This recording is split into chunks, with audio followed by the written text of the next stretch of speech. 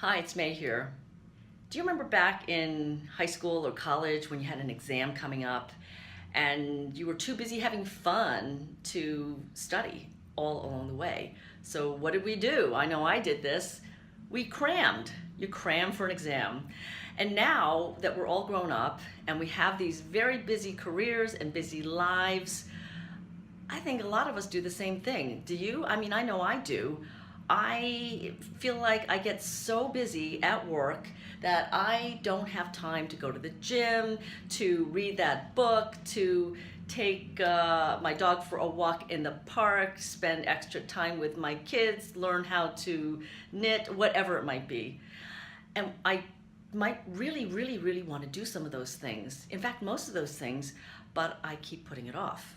Well, just the other day, I read something that talked about the fact that there are things that you just cannot cram in life. And it was such a light bulb moment for me, I wanted to share it with you. So unlike exams, which for some of us meant a lot, but for most of us, okay, an exam, we crammed for that, we learned it in a burst, and that was that. But in life, there are some super important fundamental things that we want to have, like relationships, like good health, any number of things that we really value. And yet we're putting them off just like it was an exam. And the important thing is, if you keep doing that, if I keep doing that, we're going to wake up one day, look back and say, oh my gosh, where did that time go? What was I thinking? What was I doing? I was doing nothing. So I don't want that to happen. I don't want it to happen to you. I don't want that to happen to me. I don't want that to happen to any of us. So I wanted to highlight 3 things in life that you just cannot cram. The first one is relationships. You can't just pay no attention to somebody and then all of a sudden spend 100 hours in a row paying attention to them. Doesn't work that way. People tend not to like that. So it's about showing your caring, showing your love, spending the time all along the way.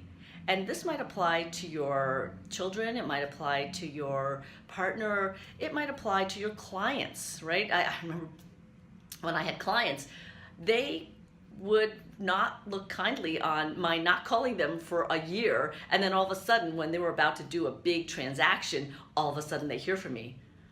That didn't work very well. So the same thing with your relationships. The second thing you cannot cram is your fitness, your overall health, and that's including things like your cardiovascular fitness, your strength.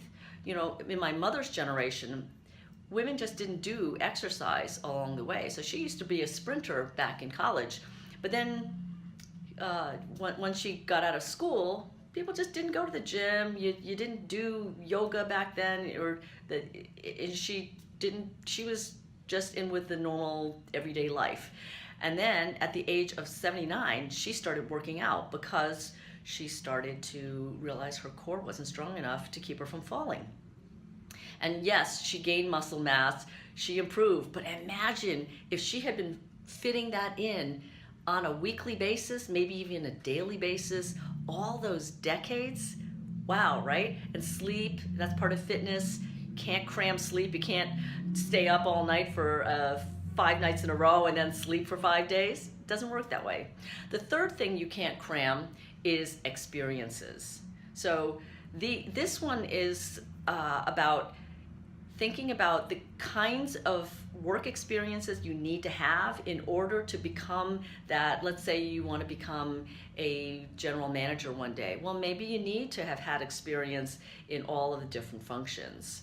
Or maybe you want to become the top in your field in a particular area. Well, then nothing substitutes for having that depth of experience. And you can't cram that. You have to actually do the work. You have to show up and you have to make sure that you're in the right place and have the right platform to gain all those experiences. And you can only do that over time. So those are just 3 areas that I have come across that you just can't cram in life. And you don't want to either. because it could be really fun. So if you are someone who's a doer, if you are someone who's an achiever, if you are someone who is so focused on the prize that you're chasing, the competition you're looking to win at work or wherever it is, then make sure you take a moment to step back and recognize what really matters to you long term. And if something really matters to you long term, but you're not doing anything on a day-to-day or week-to-week basis right now, then think about how can you incorporate that into your life. It doesn't have to take a lot of time, but you do have to make it part of your normal habits and your normal behavior. And that is going to make your life richer. It's going to make you more successful and more happy with your life. How great is that? So now I want you to leave me a comment below and share with me what really matters to you and how are you going to work that into your daily life.